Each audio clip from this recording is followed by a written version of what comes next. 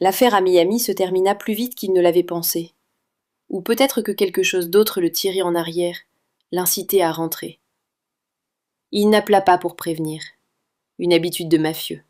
On n'annonce jamais son emploi du temps. Il entra dans le manoir familier.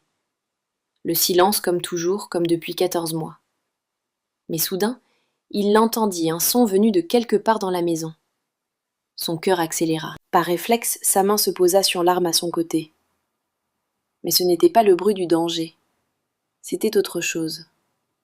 Quelque chose qu'il n'avait pas entendu dans cette maison depuis plus d'1 an. Il avança vers ce son, ses pieds touchant à peine le sol. Cela venait de la cuisine. Il se tint devant la porte, sa main trembla lorsqu'il la posa sur la poignée. Il poussa la porte, et son monde s'arrêta. La lumière de fin d'après-midi entrait à flots par les grandes fenêtres, déposant un or chaud sur la cuisine. Des poussières flottaient dans l'air comme des paillettes. Et au milieu de cette pièce pleine de lumière, il les vit. Mia était assise sur les épaules d'une femme, ses petites mains tirant les cheveux sombres de cette femme. La bouche de Mia était grande ouverte dans un cri de rire clair comme une cloche. Lucia et Valentina étaient assises sur la table de la cuisine, les jambes se balançant, les joues rosies, les yeux brillants de vie. Toutes les trois chantaient une chanson familière sur le soleil, celle qu'Isabella leur chantait chaque soir. Leurs voix ne s'accordaient pas. Les mots étaient parfois faux, mais elles chantaient. Ces filles chantaient. Sur le mur, juste à côté de la fenêtre, un dessin au crayon avait été fixé à une place d'honneur, un papillon violet aux ailes inégales. La femme pliait de petites robes. Elle souriait. Elle chantait avec elle. Elle bougeait doucement, au rythme de la chanson, faisant rire Mia encore plus fort sur ses épaules. Helena, la gouvernante, qu'il n'avait vue qu'une fois dans le couloir, la fille qu'il n'avait même pas pris la peine de regarder. La mallette de Dominique glissa de sa main. Le bruit ne fut pas assez fort pour que quelqu'un dans la cuisine n'entende. Elle continuait de chanter. Elle continuait de rire. Il resta là, incapable de bouger, incapable de respirer. Ces filles parlaient. Ces filles riaient. Ces filles chantaient après 14 mois de silence absolu. Après 14 mois à les regarder comme des fantômes, après 14 mois à croire qu'ils les avaient perdues pour toujours. Pendant 3 secondes seulement, la joie inonda Dominique. Un soulagement si intense que sa poitrine sembla sur le point de se fendre. De la gratitude, un sentiment qu'il croyait mort avec Isabella. Comme si Dieu avait enfin entendu ses prières. Comme si les miracles existaient vraiment. Il voulut courir vers elles, serrer ses filles dans ses bras, pleurer, leur dire que papa les aimait.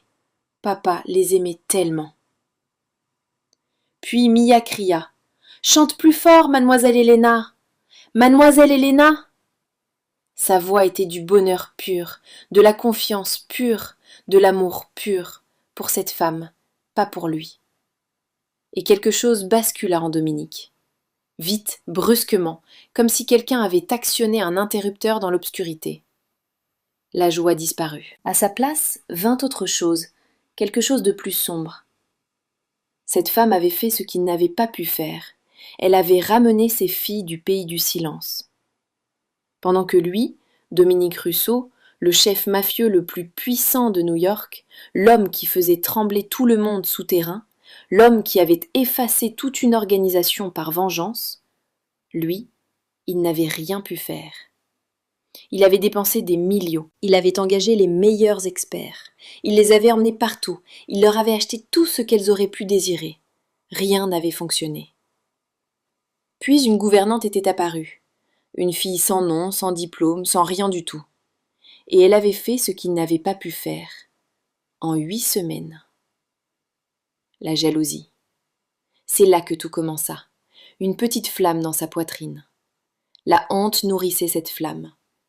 Il était leur père, il aurait dû être celui qui les faisait rire. Il aurait dû être celui qu'elles appelaient pas cet inconnu. La colère s'alluma incontrôlable. Il regarda Helena, la façon dont elle souriait à ses filles, la façon dont Mia tirait ses cheveux avec une familiarité si naturelle. la façon dont Lucia et Valentina la regardaient avec une expression qu'elle ne lui avait jamais donnée. Et il la détesta. Il la détesta parce qu'elle avait fait ce qu'il n'avait pas pu faire. Il la détesta parce qu'elle lui avait montré sa propre impuissance. Il la détesta parce qu'il était incapable de se détester lui-même. Les ténèbres en Dominique Rousseau se levèrent et elles avaient besoin d'un endroit où se déverser. « Qu'est-ce qui se passe ici ?» La voix de Dominique déchira la cuisine comme un coup de tonnerre. C'était la voix d'un chef mafieux, la voix qui avait ordonné la disparition de plus d'ennemis qu'on ne pouvait en compter. La voix qui faisait trembler même les criminels les plus endurcis. Le chant s'arrêta instantanément, comme si quelqu'un avait débranché la prise. Le silence s'abattit sur la cuisine, assez lourd pour vous voler l'air des poumons. Mia sur les épaules d'Elena se raidit, son visage se décomposa, ses petites lèvres commencèrent à trembler. Ses yeux s'agrandirent, tandis qu'elle fixait l'homme dans l'embrasure de la porte de la cuisine, avec une terreur pure. Elena sentit son corps trembler, mais elle ne paniqua pas. Elle posa délicatement Mia par terre doucement, lentement, comme si elle manipulait une bombe qui pouvait exploser à tout moment. « Monsieur, je faisais seulement, » commença-t-elle. « Vous avez été engagé pour nettoyer. » Dominique rugit en lui coupant la parole. Il entra dans la cuisine, chacun de ses pas comme un coup de tonnerre, pas pour transformer ma cuisine en cirque. Lucia et Valentina se recroquevillèrent sur la table. Les deux filles se serrèrent la main, les yeux écarquillés d'effroi. Elles n'avaient jamais vu leur père comme cela. Elles avaient vu le chef mafieux, mais elles n'avaient jamais vu ce patron diriger cette cruauté vers la personne qu'elles aimaient. Mia se mit à pleurer, un petit son étranglé de peur. Elle courut se cacher derrière les jambes d'Elena, les deux mains agrippées à sa jupe. Elena se tint droite. Elle ne baissa pas la tête. Elle ne recula pas. Elle avait vécu trop de choses pour s'effondrer devant un chef mafieux en colère. « Les filles étaient heureuses, monsieur, » dit-elle à la voix basse mais ferme. « C'est la première fois en 14 mois qu'elles parlent, qu'elles rient, qu'elles chantent. Vous ne voyez donc pas ? Je n'ai pas besoin que vous me disiez ce dont mes enfants ont besoin. » Dominique s'approcha. Son visage était rouge. Une veine ressortait dans son cou. Ses poings étaient serrés si fort que ses phalanges devinrent blanches. « Ce sont mes enfants, pas les vôtres.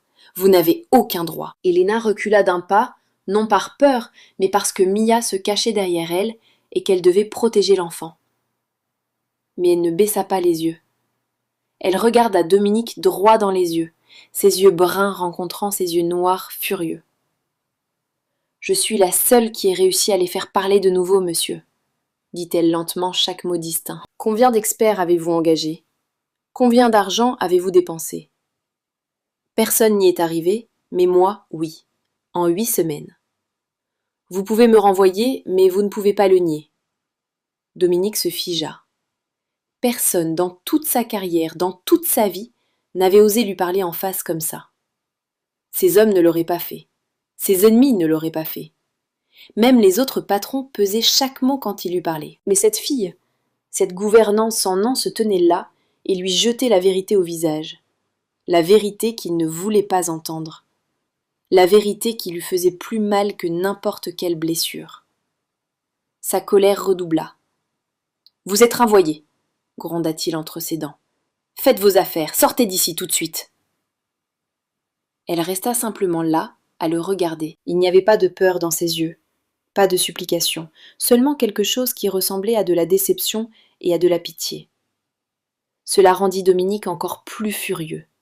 Il n'avait besoin de la pitié de personne, surtout pas de celle d'une gouvernante. Des pas rapides résonnèrent dans le couloir. Rosa entra en courant. Elle avait entendu les cris depuis le salon. « Patron !» haleta-t-elle. « Vous ne comprenez pas. Elle a fait ce que personne d'autre n'a pu faire. Les filles parlent, les filles rient.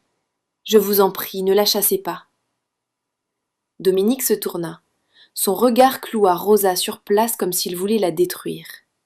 C'était le regard qu'il réservait à ses ennemis, pas à la gouvernante qui avait servi sa famille pendant 15 ans.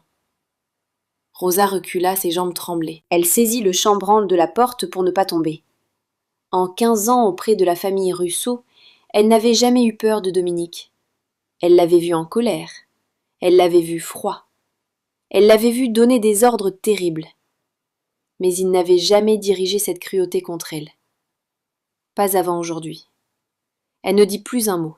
Elle resta seulement là, tremblante, des larmes coulant sur ses joues ridées. Dominique se tourna de nouveau vers Helena. « Sortez de ma maison !» dit-il, la voix froide comme la glace, « avant que je fasse quelque chose que nous regretterons tous les deux. »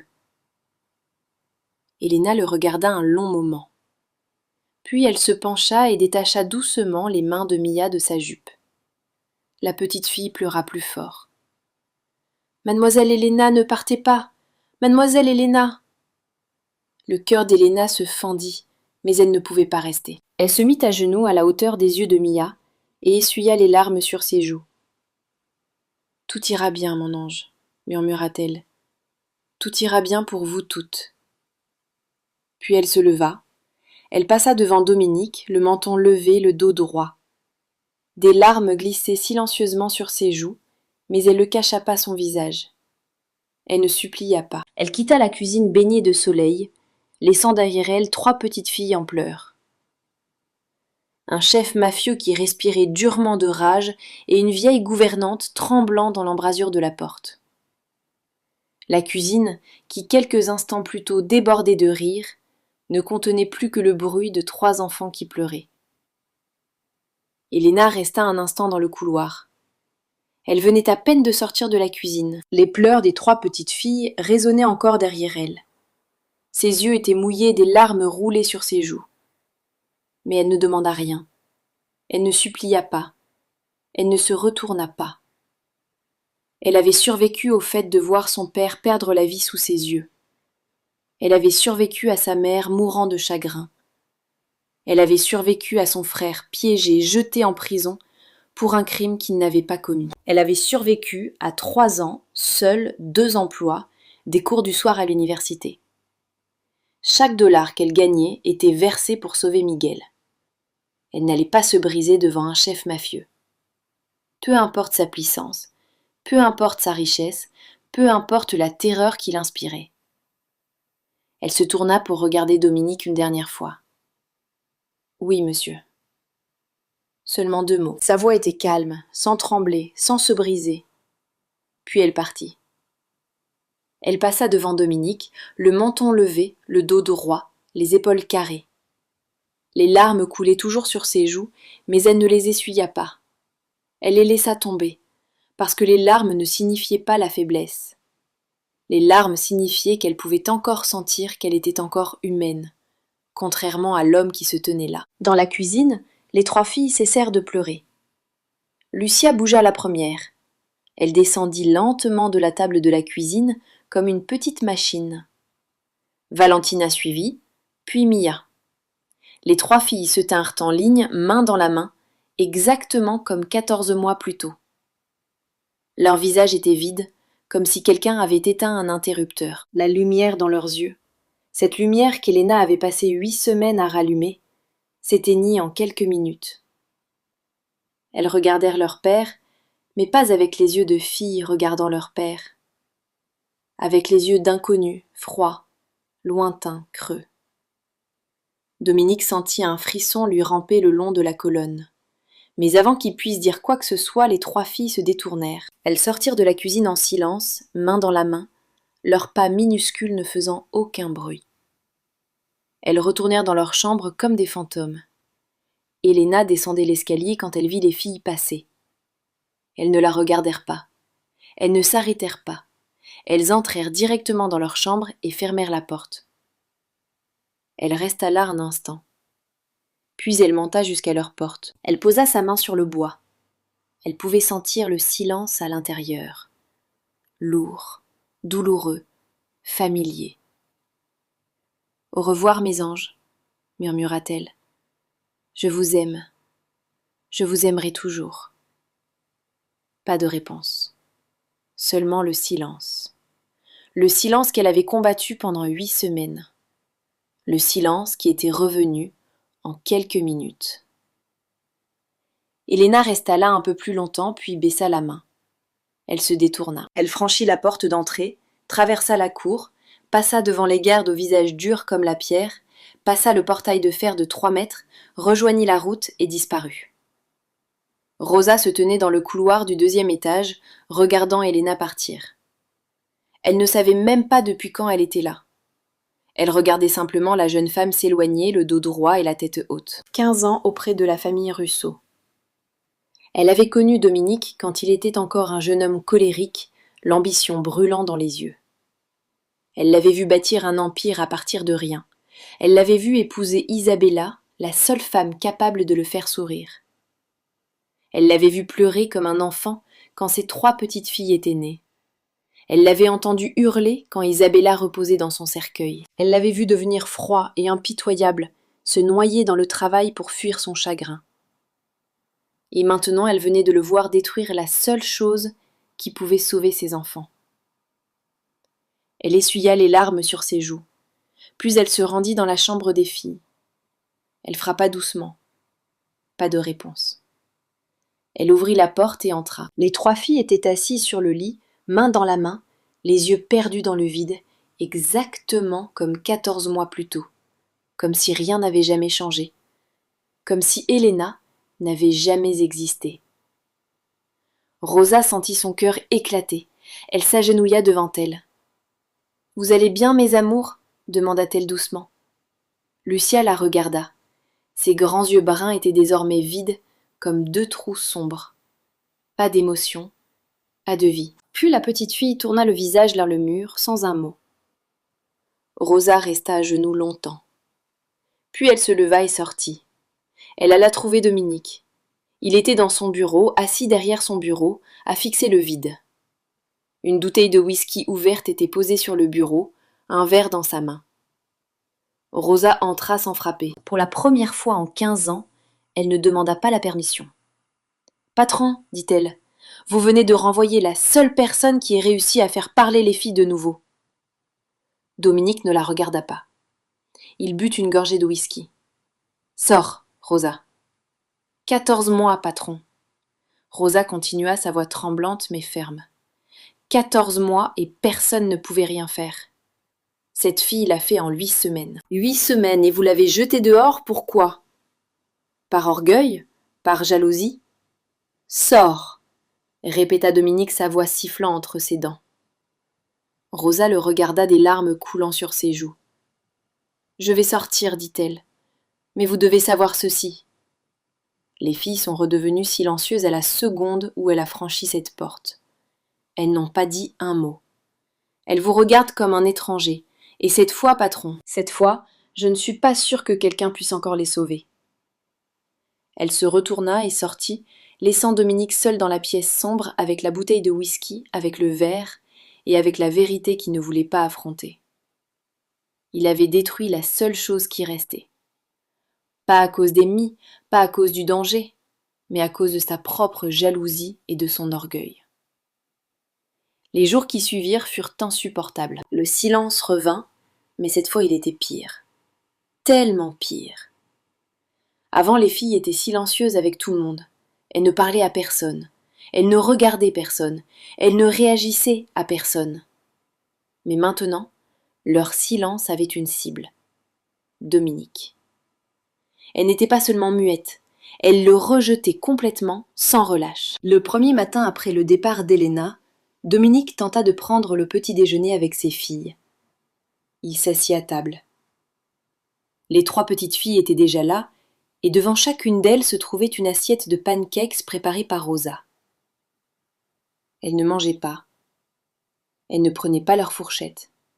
Elles restaient seulement assises à regarder la nourriture. Au moment où Dominique s'assit, toutes les 3 se levèrent exactement en même temps, comme si elles s'étaient mises d'accord à l'avance.